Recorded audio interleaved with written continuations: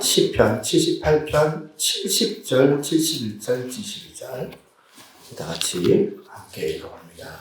시작. 또 그의 종 다윗을 택하시되 양의 우리에서 취하시며 전장을 지키는 중에서 그를 이끌어내사 그의 백성인 야곱 그의 소인 이스라엘을 기르게 하셨더니 이에 그가 그들을 자기 마음의 완전함으로 기르고 그의 손의 능숙함으로 그들을 지도하였도다. 아멘. 네, 우리 옆에 있는 분들 다들 마스크를 끼고 있지만 마스크 하고 다들 껴있고 인사하겠습니다. 반갑습니다. 네, 잘 계셨죠? 민재야 인사 좀 하자. 민재가 오늘 모이칸 머리를 다 해가지고 지난주부터 사람이 달라 보입니다. 제가 이제 민재를 보면 항상 그 프리미어 리그의 손흥민이 생각이 나거든요. 얼굴 봐야겠죠. 아닙니다. 많이 이제 닮은 꼴이더라고요. 잘생겼어요. 드럼도 치고 얼마나 감사한지 모릅니다. 우리 교회 사실은 부모님이 다니는 친구가 아니잖아요. 근데 할머니가 물론 깨워서 보내긴 하지만 이렇게 잘 정착을 해서 또 교회에서 봉사도 하고 하나님께서 길을 열어주신 거라 저는 생각합니다. 오늘 본문의 말씀은 이제 구조라고 보겠습니다. 구조를 가만히 보면 구조적으로 딱 이 보면 박자가 잘 맞는 듯한 느낌을 받습니다. 어떤 박자냐? 먼저 전반부에는 하나님께서 주권적으로 이끌어 주시고 또 주도적으로 다윗을 부르시는 그 모습이 등장을 하고요. 또 후반부에 보니까 이제 그 하나님의 부르심에 화답하는 응답을 하고 그 화답하는 그 인간 다윗의 모습이 나와요. 이게 딱 맞는다는 거죠. 그런데 성경을 보면 이런 어떤 부분보다는 전자 하나님께서 이렇게 인간들을 불러주시는데 그 하나님께서 불러주신 게 문제가 아니라 그 부름을 받는 그 인간들의 그 태도, 그 인간들이 반응하는 데서 문제가 발생이 돼서 불행해진 케이스들이 많이 있습니다. 대표적인 인물이 가룟 유다 아닙니까? 예수님이 불러주셨는데 그 예수님의 그 부르심에 화답을 못해가지고 결국에는 비참한 말로 겪었던 케이스 아닙니까? 그런데 오늘 본문은 너무너무 유쾌한 거예요. 너무나도 유쾌하게 그 전반부에는 하나님께서 주도적으로 이렇게 막 불러주시는데 그 부르심이 너무나도 신실한데 그 신실한 그 부르심에 또 화답을 하는 인간도 너무 신실해서 그 인간 다윗의 인생이 놀랍게 비상하는 그런 내용이 담겨 있는 거거든요. 오늘 본문 말씀을 가만히 보면 이게 참 인간 담임 목사의 교회를 향한 욕심이 바로 이런 것이 아니겠는가.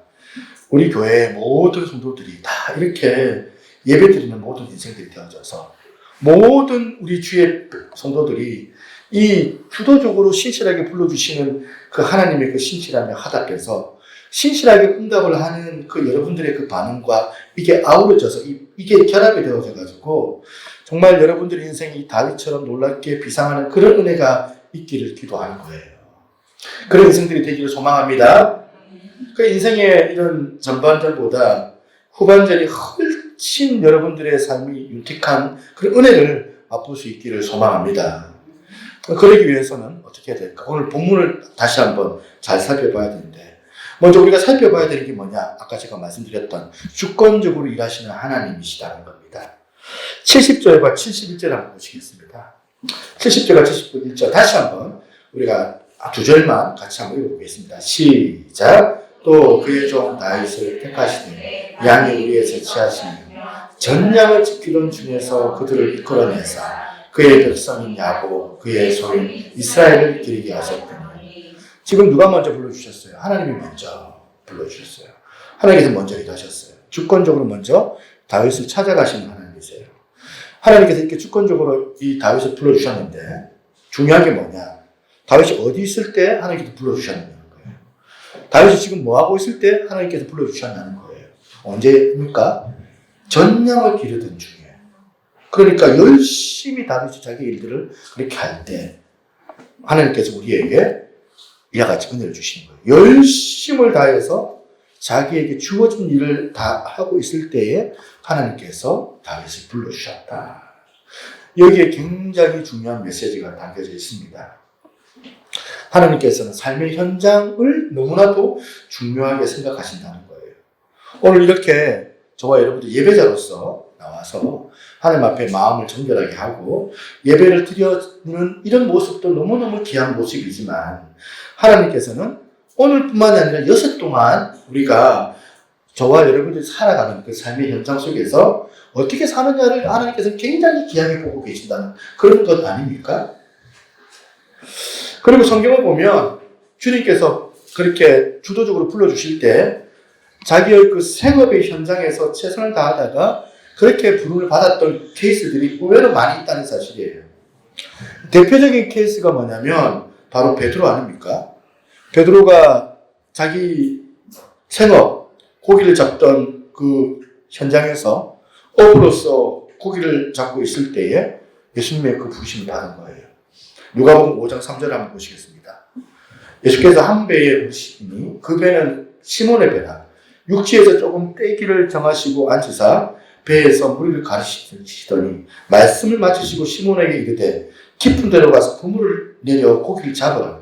시몬이 대답하여 이르되 선생님 우리들이 밤이 새도록 수고하였으며 잡은 것은 없지만은 말씀에 의지하여 내가 그물을 내리리이다. 우리들이 밤이 새도록 수고하였으며 여기서 중요한 거예요. 뭐예요? 예수님이 지금 어디다가 지금 포커스를 맞추고 계시는 거예요?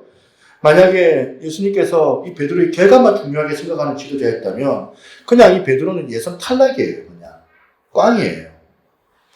뭐예요? 지금 그렇게 밤새 애를 써가지고 고기를 잡으려고 애를 썼는데 한 마리의 고기도 잡지 못했던 이 베드로는 실패한 사람이잖아요.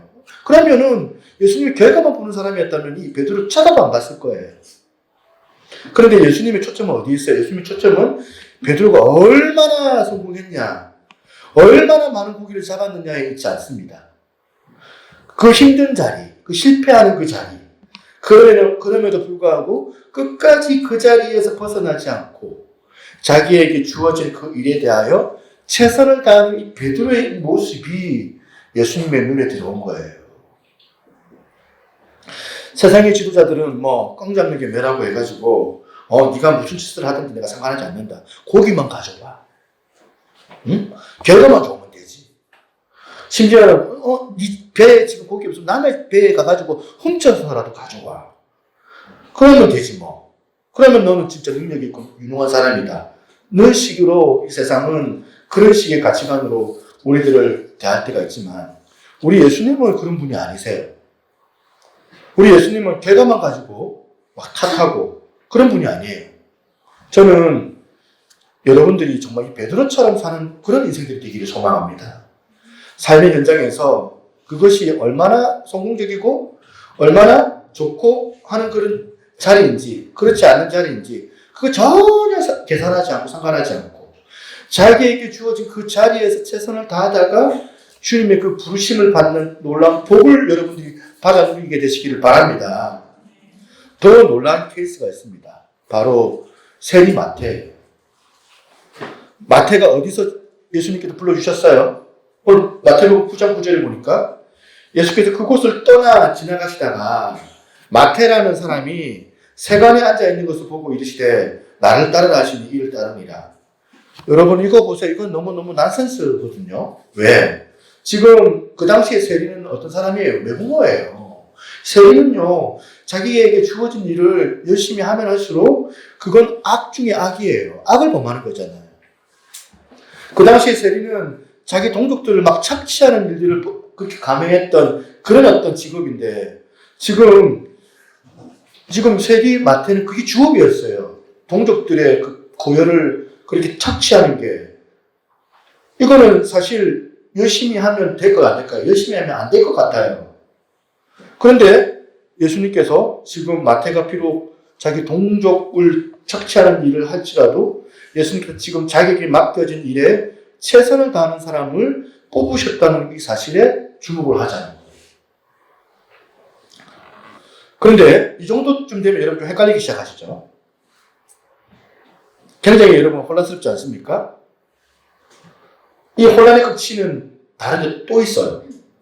바울을 부르시는 예수님께서 여기에서 나타나요. 바울은 사실 예수님께 부르면 안 되는 그런 인간이거든요. 바울의 열심은 어떤 열심이냐면 예수 믿는 사람을 잡아 죽이려고 했던 열심이었습니다. 근데 이 바울을 쓰세요. 참 예수님이 일하시니까 이상하잖아요. 바울이 아니더라도 그 당시에 얼마나 주변에 잘 준비된 사람들이 많이 있었습니까?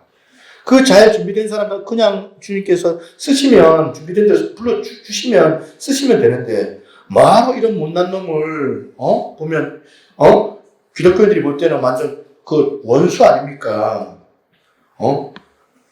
예수 믿는 사람들을 붙잡아 다니려고 스데반 집사를 죽일 때 그 자리에서 그렇게 보면 주동적인 역할을 했고, 다메섹에 그렇게 예수 믿는 사람들 핍박하러 가는 놈을 예수님께서 빛을 비춰주셔가지고 에너지를 얼마나 썼겠어요. 그런 인간 바꾸려고 에너지도 엄청나게 에너지 쓰고 또 눈도 멀게 만드시고 또 거꾸로지니까 또 아나니아 같은 사람을 보내가지고 조치를 취하게 만들고 왜 이렇게 이 바울을 그냥 보면 그냥 안 해도 되는 것 같은 이 인간을 예수님께서는 복잡한 조치를 쓰면서까지 이렇게 바울을 취하셨냐는 거예요. 제가 이 부분을 생각할 때마다 생각이 자꾸 들고 왜 바울을 썼을까? 예수님께서. 바울은 그냥 사람 죽이는 일에 최선을 다해서 죽이는 사람이었는데 바울은 사람 핍박하는 일이면 목숨 걸고 사람 핍박을 하는 사람이었는데 근데 그게 예수님의 눈에 들어온 거예요.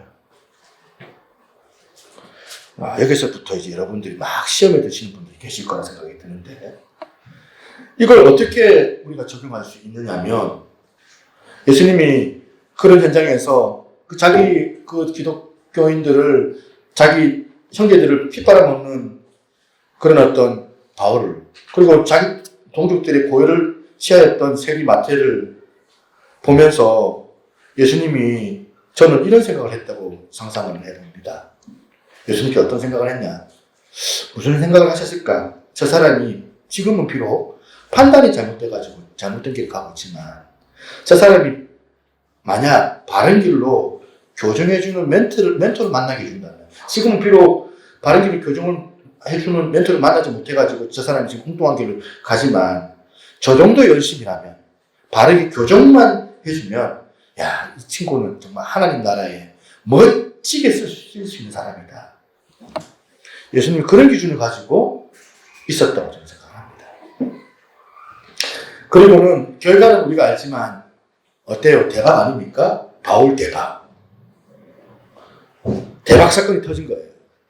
바울 같은 사람이 세워진 거예요. 저는 여러분들이요, 기왕 하나님께 부름받는 이 자리에 섰는데 그냥 반응 없이 무기력증에 빠져있는 이런 성도들이 저는 여러분들이 아니기를 바랍니다. 하나님 앞에 한번 부름 받아서 쓰임받고 싶으시다면 주어진 일에 정말 삶의 현장에서 최선을 다하는 거예요. 그게 목회하는 일이면 목회하다가 죽을 사람처럼 또 그게 의사면 사람 치료하다가 죽을 사람처럼 그 직업이 교사면 아이들을 가르치다가 강단에서 쓰러질 그런 사람처럼 현장에서 최선을 다하는 그 사람을 하나님께서는 기뻐하신다는 거예요. 위어스비 목사님께서 쓴 시편 산책에 보니까 오늘 본문 72편에 양의 우리에 대해서 이렇게 해석을 합니다. 이 우리라는 게 비천하고 낮은 곳이라고 그렇게 의미하는 거예요. 우리라는 게. 이걸 보면 우리 하나님께서는 직업의 기천을 보고 따지시는 분이 아니시다. 얘는 놀랍고 대단한 일을 해서 이제 관심을 갖는 게 아니라는 거예요. 큰 교회 목사든지 작은 교회 목사든지 하나님께서 귀하게 여기시는 목회자가 누구겠습니까? 정답은 둘 중에 하나. 자기 자리에 열심을 다하는 그 사람을 하나님께서는 귀하게 여기신다는 거예요. 교회가 작고 교회가 크고 그거 하나님 눈에는 안중이 없어요. 맡겨진 자리에 얼마나 거기에 최선의 수고를 다하고 있느냐. 여러분들이 대단한 직업을 가지고 있든지 직업이 없든지 간에 별로 중요하게 생각하지 않습니다. 핑계대지 않고 내게 맡겨진 일에 최선을 다하는 사람. 예수님께서 비유로 가르치고 싶었던 그 포인트가 바로 이거 아닙니까? 마태복음 25장에 보면 주님께서 5달란트 받은 사람 칭찬하고 2달란트 받은 사람 칭찬하고 1달란트 받은 사람은 책망을 하는데 이게 포인트가 뭡니까? 많이 남긴 걸 주님께서 칭찬합니까? 그렇지가 않습니다, 여러분. 5달란트 맡은 자, 2달란트 맡은 사람들에게 있어서 공통적으로 예수님께서 말씀하시는 이야기가 뭐냐? 그 주인이 이르되 잘하였도다. 착하고 충성된 종아, 네가 적은 일에 충성하였으면 내가 많은 것을 너에게 맡기니 내 주인의 즐거움에 참여하라. 그래, 네 소출이 많이 남겼기 때문에 내가 칭찬하는 것이 아니다. 그 맡겨진 이것을 가지고 어떻게 했느냐, 최선을 다했느냐 다하지 않았느냐에 주님은 기준을 갖고 있다는 거예요. 최선을 다했기 때문에 착하고 충성된 종이라고 지금 칭찬하고 있는 거거든요. 그런데 1달란트 맡은 사람은 왜 나무랍니까? 소출이 없어서 나무라는 게 아니에요. 열매가 없어서. 26절에 보니까 그 주인이 대답하여 이르되 악하고 게으른 종아, 나는 씹지 않는 데서 거두고 해지지 않는 데서 모으는 줄 알았느냐? 주인이 지금 1달란트를 다른 달란트로 또 2배로 확정을 시키지 못했기 때문에 지금 야단치는 게 아니에요. 저는 이런 상상을 해봅니다. 이 1달란트 맡은 사람 그거 가지고 뭘 막 해보려고 하다가 그 한 달란트마저 홀라당 다 까먹어 버렸다 칩시다. 그랬으면 예수님께서 1달란트 맡은 사람을 책망했을까요? 그거 왜 까먹었냐고? 주인이 책망했을까요? 그렇지가 않습니다. 이건 마음의 중심의 문제예요. 이 구절에 저는 항상 머릿속에서 여러 가지 많은 성경 메시지들이 저 안에 떠올 때 있지만 이 악하고 게으른 종아, 이 악하고 게으른 종아, 이 악하고 게으른 종아, 이 표현이 제 머릿속에 입력이 되어져 있어요. 주님의 경고라고 생각을 합니다. 믿거나 말거나 하지만 제가 그렇게 악한 사람은 아니거든요. 6살 동안 못된 짓 하고 막 돌아다니다가 막 사람 두들겨 패고 막 강도짓 하고 저는 그렇게 사는 사람이 아닙니다. 믿어주세요. 제가 그렇게 악한 사람은 아니거든요. 여러분도 마찬가지 아닙니까? 여러분도 지난주 열심히 막 강도짓 하다가 여기에 막 피 묻고 막 오는 사람이 지금 없어요. 뭐 집에도 다 닦고 오시겠지만 여러분들이 뭐 나쁜 짓을 한들 무슨 엄청난 나쁜 짓을 했겠습니까? 저나 여러분들은 다 그렇게 악한 사람은 아니에요. 그런데 아셔야 되는 게 뭐냐면 악한 거하고 게으른 거하고 주님께서 동격으로 취급을 하고 계시다. 제가 무슨 칠기를 범해가지고 스캔들을 일으키고 제가 무슨 교회 공금을 훔쳐가지고 무슨 파렴치한 짓을 해가지고 하나님께 내가 꾸중당하는 것이 아니라 목사로서 제 목양에 최선을 다하지 않으면 그게 악한 거거든요. 오늘 본문의 양이 우리 이 삶의 현장에서 이 다윗을 뽑아가지고 그를 선택해 주시는 하나님이 그 주권에 우리가 순종을 해야 된다면 물론 진정한 예배자는 여기 와서 지금 예배에 집중하는 분도 너무너무 중요하고 귀한 분이시지만 이렇게 보면서도 여기 뭐 또 조는 분들 집중 안 하는 분들이 계세요. 저는 그분들이 너무너무 아름다워요. 얼마나 주중에 열심히 살아셨으면 예배당에 와서 이렇게 줄 수 있을까? 라고 말할 수밖에 없는 저를 이해해 주시길 바랍니다. 조셔도 괜찮고 또 집중해도 괜찮은데 하나님 앞에서의 그 진정한 예배자는 내게 주어진 그 일상 생활 속에서 최선을 다하는 인생. 그렇게 다 다윗이 사역 현장에서 최선을 다했기 때문에 하나님께서 이렇게 불러주신다는 거예요. 그런데 후반부, 오늘 보면 후반부에 보면 다윗의 화답하는 그 응답, 그 부름받은 다윗의 응답이 아닙니까? 우리가 지금 주목해야 되는 게 뭐냐면 하나님의 그 부르심에 반응하는 다윗의 반응이에요. 이 72절에 다윗이 이렇게 반응합니다. 이에 그들을 자기 마음의 완전함으로 기르고 그의 손의 능숙함으로 그들을 지도하셨도다. 여러분, 이 접속사 이에, 이거는 굉장한 의미를 가지고 있는 접속 어구거든요. 이에가 지금 뭘 의미할까요? 전반부는 주도적으로 하나님께서 일하셨어요. 하나님께서 이 다윗을 주권적으로 뽑으셨어요. 하나님께서 그에게 사명을 주셨어요. 후반부는 거기에 대한 인간의 반응이에요. 이 연결고리가 이해거든요. 이해, 이거 야구를 보면, 여러분 야구 좋아하시는 분들 여기 계시죠? 야구, 프로야구. 꼭 이 야구를 보면 극적인 부분이 한두 번 나오지 않습니까? 특히 이제 9회 말에 투아웃이에요. 그러면 꼭 투아웃 이럴 때 만류거든요. 만류가 되면 어떻게 돼요? 손에 막 땀이 나요. 감독이 얼른 투수를 교체를 해요. 구원 투수로. 여기 여자분들 많이 계셔가지고. 우리 여자분들 잘 따라오고 계십니까? 응? 여자분들이 운동 이야기 하는 걸 듣기 싫어하는 이야기 중에 3위라고 그러더라고요. 그러니까 이유는 뭐냐면 군대 간 이야기가 이래요. 남자들 군대 가서 고생한 이야기. 1위가 뭐냐면 군대 가서 운동하는 이야기라는. 그걸 여자들이 제일 듣기 싫어하고 한다는데, 여러분 지금 이 얘기 좀 잘 따라오고 계세요? 9회 말 투아웃의 만류예요.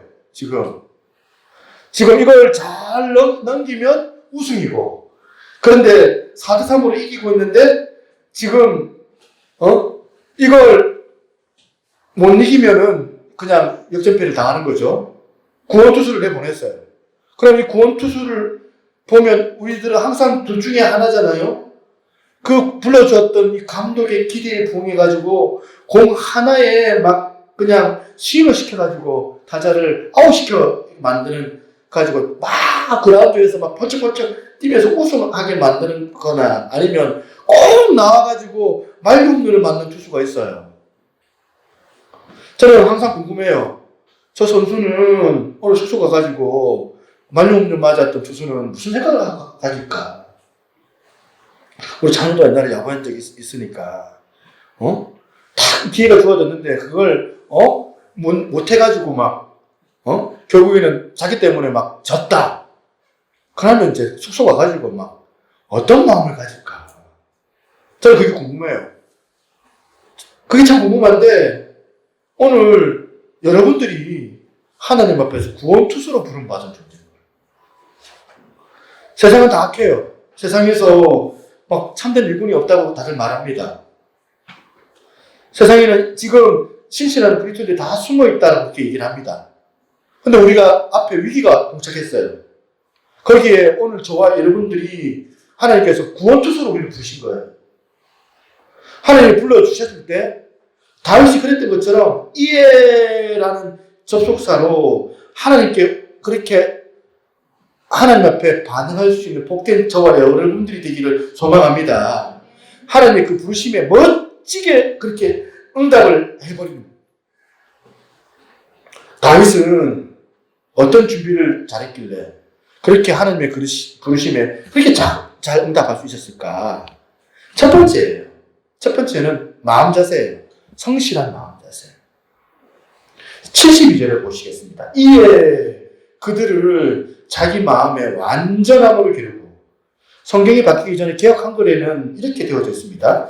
저가 그 마음의 성실함으로 기르고, 그리고 시온 성경에는 순전한 마음이라고 이렇게 번역을 하더라고요. 공동 번역에는 다윗은 백성을 한 마음으로 보살피며 이렇게 번역을 합니다. 이 다 같은 줄기인데 약간씩 지금 뉘앙스는 다 다르지만 이거를 제가 여러 가지를 종합을 해보니까 이렇게 해석이 됩니다. 다윗은 한결같은 마음, 성실한 그 마음으로 임했다는 거예요. 야고보서 4장 8절 같이 한번 읽어보겠습니다. 같이 있습니다. 시작. 하나님을 가까이 하라. 그리하면 너희를 가까이 하시리라. 죄인들아 손을 깨끗이 하라. 두 마음을 품은 자들아 마음을 성결하게 하라. 죄인들아 손을 깨끗이 하라. 두 마음을 품은 자들아 마음을 성결하게 하라. 여기에 놀라운 교훈 하나가 여기 있는 거예요. 우리는 하나님 앞으로 가까이 가기를 원해요. 그런데 두 마음을 품으면은 절대로 하나님 앞에 가까이 갈 수가 없어요. 두 마음을 품는 사람들은 절대로 진정한 예배자가 될 수가 없어요. 한 마음을 가진 오직 하나님을 향하여서 성실한 마음을 가진 사람만이 하나님 앞에 나아갈 수 있다는 거예요. 다윗이 지금 어떤 마음? 한 마음을 가지고 하나님 앞에 나아갑니다. 왜 하나님께서 이 다윗을 대리 통치자로 하나님께서 이 이스라엘의 왕으로 삼으셨는지 여기 나와요. 역대상 12장 33절에 보시니까 스불론 지파 가운데 군사들을 동원하는데 모든 무기를 가지고 전열을 갖춘 군사들의 모습을 이렇게 묘사합니다. 두 마음을 품지 아니하시고 능히 지명에 나가서 싸움을 잘하는 자가 5만 명이요. 지금 다윗의 용사들을 하나씩 소개를 하는데 어떻게 말합니까? 두 마음을 품지 않는 병사들이라고 얘기를 합니다. 이 마음은 어디에서 기인되는 것일까요? 어디에서 출발할까요? 지도자였던 이 다윗이 두 마음이 없어요. 그러니까 두 마음을 품지 않고 다윗이 하나님 앞에 정결하게 나가니까 따라가는 군사들도 두 마음을 품지 않는 군사들이 되더라는 거예요. 이런 점에서 우리 교회, 이런 점에서 우리 가정을 잘 돌아보셔야 합니다. 우리 가장들, 우리 남자분들 이렇게 앉아 계시는데 여러분들은 가정을 위해서 얼마나 애를 많이 쓰십니까? 우리가 애들에게 얼마나 비교육적인 모습을 보여줄 때가 많이 있습니까? 가장으로서. 우리는 말로는 훈계는 잘하는데, 말로는 바르게 살아라고 교훈하는데, 그 아이들은 우리 말을 보고 따라가는 게 아니거든요. 그 아이들은 말로 훈계하는 그 말에 귀를 기울이는 게 아니라, 우리 행동을 보고 따라가는 거거든요. 우리가 두 마음을 품으면, 우리 아이도 똑같아요. 두 마음을 품어요. 우리가 슬쩍슬쩍 거짓말을 하는 거 아이들한테 그거 보여주면 우리 아이도 고스란히 그렇게 따라가요. 무슨 별다른 훈계 같은 거 안 해도 내가 하나님 앞에 거룩하게 정결하게 바르게 하나님의 말씀 앞에 살려고 애를 쓰면 그 아이들이 닮아가는 거예요. 그러면서 우리 아이들 쳐다보는 건 뭐죠? 저는 교회를 목회하는 목사의 입장에서 이 본문을 대할 때마다 얼마나 두려운지 몰라요. 제가 천사의 입을 가지고 설교를 하는 것보다 제가 하나님 앞에서 얼마나 정결한 마음, 제가 하나님 앞에서 얼마나 순전한 마음을 가지고 있는가. 그게 흘러가지고 교회 가운데 흘러가는 것을 제가 느끼거든요.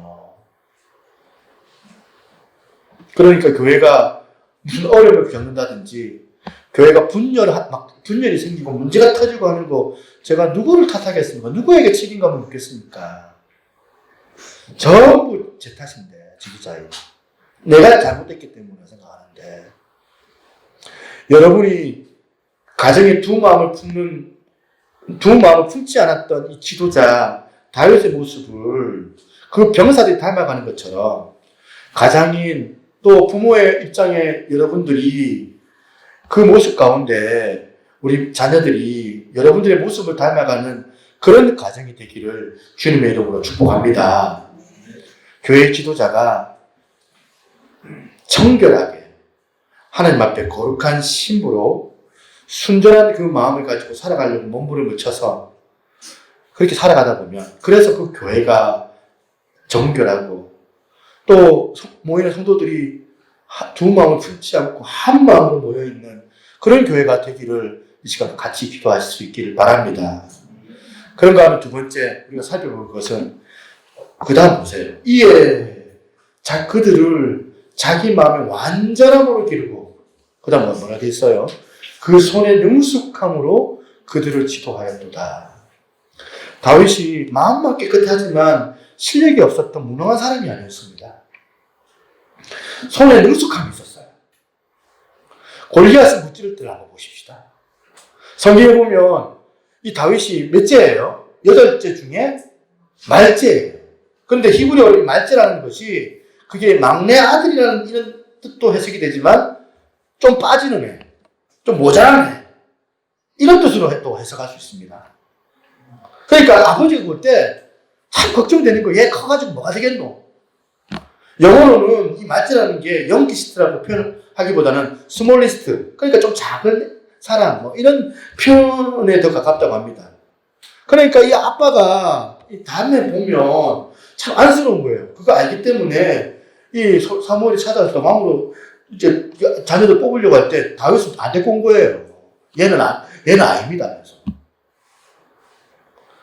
그런데 이렇게 빠지는 애가 어떻게 위기를 만났던 그 나라를 골리앗을 무찌를 때 그렇게 어떻게 보면 구원의 일들을 감당할 수 있는 사람이 되었겠느냐는 거예요. 그게 뭐냐면 손의 공교함 때문이었어요. 그게 훈련으로, 연습으로 이루어진 손의 능숙함이었다. 자기의 삶의 현장에서 양들을 지키려고 막 곰도 급습을 하고 막 이리때도 나타나고 막 사자를 보면서 막 그걸로 물매를 돌리면서 했던 수없이 노력을 했던 그 노력의 흔적이 끊임없이 물맷돌을 돌리면서 명수를 향해서 내쫓는 그 무기를 쓰는 과정에서 얻어졌던 손의 능숙함이에요. 뭐랄까 우리 아이들한테는 이제 게임할 때 뭐 이제 그 뭡니까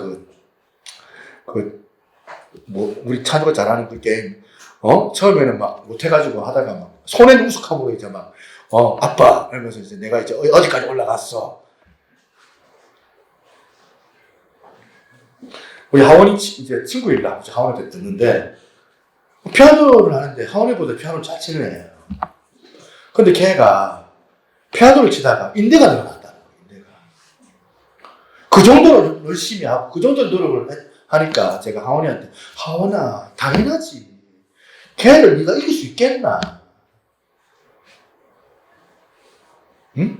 손이 인대가 늘어날 정도로 그렇게 피아노를 치는데 그 정도 쳐야지 될 거 아닌가? 저는 걔 잘 될 거라고 생각해요. 물론 지금 이제 보면 막 발표 때문에 아직 발표가 안 나가지고 지금 숨어 있지만 아이가 걔는 진짜 잘 될 거라고 생각해요. 인대가 늘어날 정도로 그렇게 연습을 하는데 그러니까 저는 예수 믿는 사람들이 물론 마음에 이런 성실함이 있어야 된다고 생각합니다. 예수 믿는 사람이 마음이 순전하고 마음이 깨끗하고 마음이 순결해야 된다고 생각합니다. 그런데 무능하기 짝이 없는 실력 없는 성숙함이 아니에요. 손에 능숙함이 있어야 되는 거예요. 여러분 손에 여러분들은 무슨 물맷돌이 들려져 있습니까? 만약 어떤 의사께서 그분이 이제 크리스찬인 거예요. 그분이 얼마나 신실한 크리스찬인지 몰라요. 예배를 얼마나 신실하게 드리는지 그 바쁜 일정 쪼개가지고 막 주일날 그 교사도 하고 시간을 쪼개가지고 휴가를 짬을 내가지고 선교 여행도 다녀오고 막 이렇게 하는 분인데 그렇다면 제가 그분의 이런 성실한 마음 때문에 그 교회 그 병원 갈까요 안 갈까요? 여러분 어때요? 천만의 말씀. 병원에 가봤더니 막 보니까 기독교 막 음악을 항상 천중가가 막 들려지고 막 로비에 막 보면 딱 들어가는 입구에 막 성경책이 딱 이제 빛을 내놓고 그런다 할지라도 그분이 실력 없으면 저는 그 병원 안 가요. 왜 안 갑니까? 나의 이 소중한 몸을 어떻게 이 실력 없는 의사에게 맡길 수가 있겠어요? 그런데 이분이요, 마음에 성실함만 있는 게 아니라 실력도 탁월해요. 그래가지고 몸에 긴급한 이상이 와가지고 문제가 생기면 제가 딱 그분한테 가가지고 딱 링겔 맞고 딱 누우면 그 자리에 눕는 그 순간에 안도감이 찾아오거든요. 신뢰감이 와요. 나는 이제 조치받고 진단받고 약 먹으면 나을 거야. 이분을 고쳐낼 거야. 이 신뢰감이 와요. 제가 육신적으로 문제를 만나면 이 의사께서 이렇게 잘 고쳐내는데 저는 목사잖아요. 나는 영적인 의사라고 생각하거든요. 교회가. 목회자가. 영적인 의사로서 문제가 있는 분들이 교회 안에 들어오시는데 그분의 영혼을 치료하는 일에 내가 그 일들 잘 해내고 있는가? 손에 능숙함이 있는가? 저도 목사로서 실력이 있어야 되거든요. 마음은 순결하고 마음은 정결할 뿐만 아니라 수없이 많은 노력 가운데 손에 정교함이 있어야 되거든요. 이게 기도를 많이 한다고 생기는 겁니까? 애쓰고 수고하는 몸부림 가운데 우리가 수없이 많은 훈련과 노력 가운데서 얻어내는 거잖아요, 이거는. 여러분, 장미란 럭도 선수가 크리스찬이더라고요. 이분이요, 얼마나 마음의 성실함이 대단한지 중학교 때부터 이분을 큐티하는 사람이었더라고요. 중학교 때부터 사람들 모아가지고 성경 공부도 하고, 그랬던 장미라고 합니다. 이 장미란 선수가. 누군지 아시죠? 럭도 선수. 금메달리스트. 금메달 땄잖아요.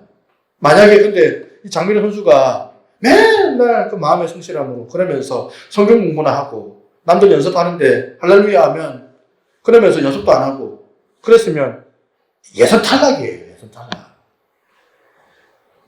장미란 선수가 될 수 있었던 이유는 마음의 성실함을 가지고 하나님 앞에 열심히 기도하고 준비했지만 또 그 누구보다도 바벨을 들고 연습을 하고 최선을 다하는 이런 마음이 있었기 때문에 장미란 선수 손을 보는데 한번 다큐멘터리에 한번 보여주는데 손에 막 굳은 살이 있어가지고 여자 손이 아닌 거예요. 여자 손이 아닌 거예요.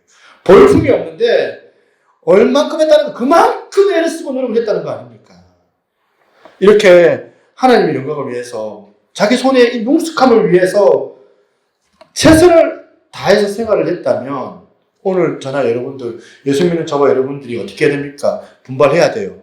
하나님은 화려한 거 원하지 않으세요. 하나님은 큰 교회건 작은 교회건 그런 거 상관하지 않는 분이에요.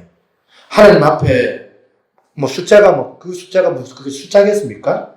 오늘도 사실 누구 안 온다 가면 보니까 오늘 또 자리 텅텅 비겠네. 이런 마음 드니까 마음이 또 이렇게 어려워지더라고요. 그러지 말고 그냥 오시는 분들 은혜 받게 하고 이분들로 통하여서 오히려 빛을 드러낼 수 있게끔 세상 가운데 그렇게 하자. 이게 내가 해야 될 부분이다. 이 마음 생각하니까 전혀 제 마음에 기쁨을 빼앗기지 않는 거예요. 자기가 맡겨진 일에 노력을 하고 또 노력하는 최선을 다하는 다윗 같은 인물을 우리 하나님께서 사용하신다는 사실입니다.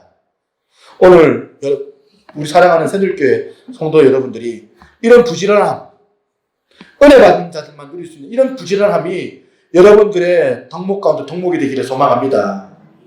마지막 세 번째는 뭐냐면 다윗이 가지고 있었던 중요한 게 있어요. 균형 감각이었습니다. 71절 나와 있는 나의 그 마음의 완전함과 또 손의 능숙함 이거 각각이 너무너무 귀한 거지만 다윗이 될 수 있었던 이유가 뭐냐면 이 두 가지의 균형이었어요. 치우치지 않는 균형 감각. 성경이 이 균형을 얼마나 강조합니까? 자로나 우로나 치우치지 마라. 또 비둘기같이 순결하라. 그렇게 가르쳐 주셔도 뒤에 또 뭐라고 하십니까? 뱀처럼 지혜로워라.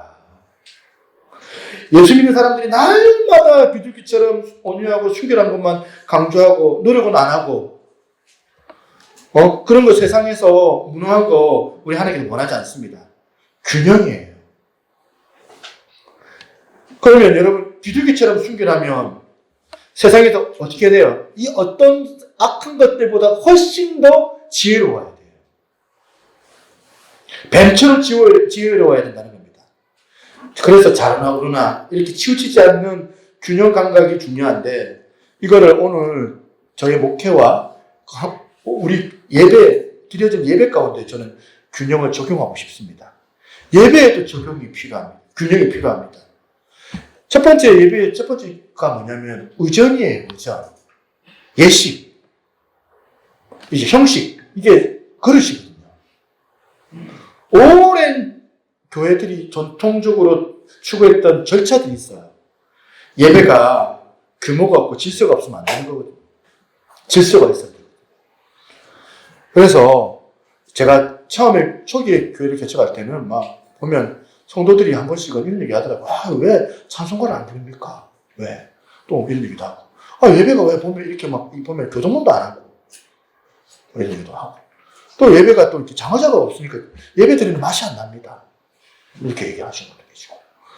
또 우리가 수입이 없으니까 왜 수입을 안 드리세요? 이렇게 얘기하시는 분도 계시고. 제가 처음에는 이게 형식이 중요한 게 아니고 우리 마음이 중요하지 생각했는데 가만히 생각해 보니까 마음 가지고는 다음에 다음에 그릇이 없는 거예요. 그릇이 중요하구나. 그래서 첫 번째 균형이 뭐냐? 거기에 사도신경도 들어가고 거기에 대표기도도 들어가고 거기에 찬송도 들어가고 거기에 기도도 들어가고 거기에 또 말씀도 들어가고 이게 이제 예전이에요. 그런가 하면 또 다른 균형이 있다면 뭐예요? 신령과 진정으로 드려지는 마음. 그런데 성경을 가만히 보면 성경 예배를 이렇게 드려라 저렇게 드려라 그렇게 가르치는 지침이 단 한 군데도 없어요. 예배 시간에 사도신경도 하고 그 다음에 장로님이 나와서 대표기도를 하고 이런 식의 절차적인 요구가 성경에는 없어요. 대신에 어떻게 해요? 예배하는 자들은 영과 진리로 예배를 드려라. 신령과 진정으로 드려라. 마음으로 드리라는 거예요. 저는 우리 교회가 이런 의전, 예식을 무시하는 그런 교회가 아니기를 소망합니다. 교회가 드려지는 그 전통, 역사를 우리가 고수하고 지킬 수 있어야 돼요. 그런데 이런 역사를 지킨다고 마음이 담겨지지 않는 그 예배를 드리는 건 저는 더 원하지 않습니다. 저는 이런 역사를 지키느라고 마음이 담겨져 있는 예배를 드리는 건 더 원치 않는다는 거예요.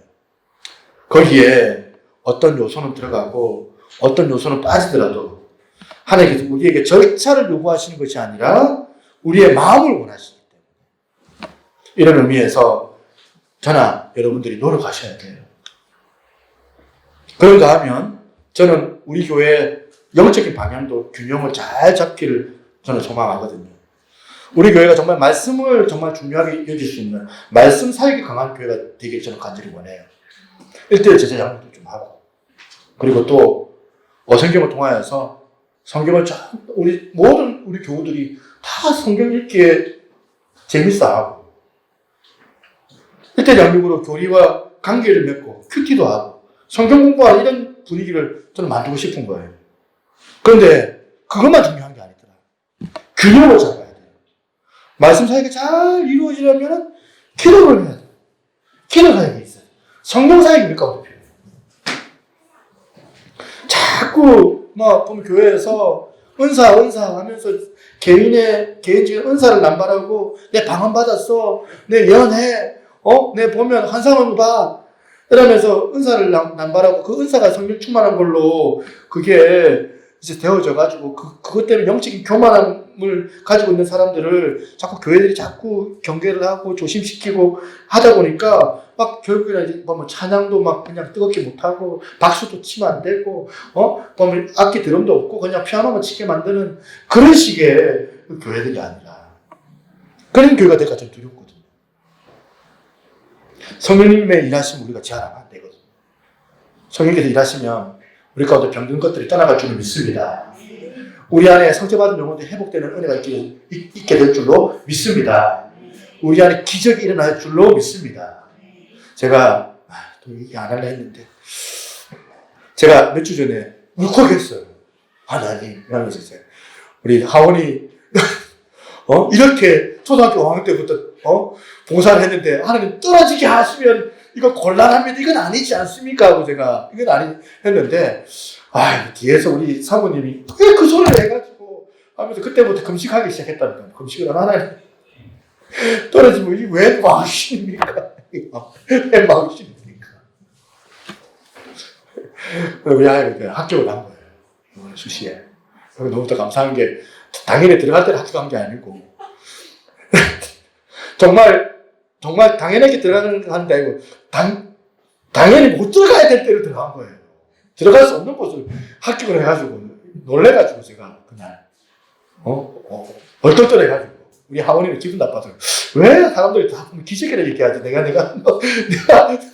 내가 스스로 들어갈 수 있는 그 학교라고 생각할 수 있는데 제가 볼 때는 기적이다.